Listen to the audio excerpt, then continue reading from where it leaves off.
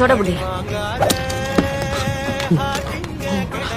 ஆபத்து வந்தா சக்தியை காட்டுவேன்னு நினைச்சேன். அப்படி அடி வாங்கிட்டு இருக்க. இந்த அளவுக்கு ஸ்லோவா இருப்பேன் நினைச்சு கூட பாக்கல. அடிக்கணும்னு நினைச்சா அடிச்சிட்டேன். இப்ப எதுக்கு சாக்கு சொல்றேன்? சரி சரி விடு. ஓகே நான் ஒரு வாட்டி கண்ணை சிமிட்டுங்க. ஓகே வாத்தியாரே. என்ன இருக்கீங்க?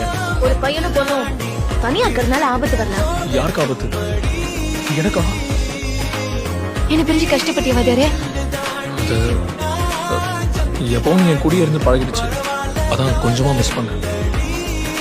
அங்கே இரு. 3 வாரம் குளிக்காம இருந்த பிறகு இதை விட நீ மோசமான ஆறு இருப்ப. நீ குளிச்சுட்டு வா, அதுக்கப்புறம் மீட் பண்ணலாம்.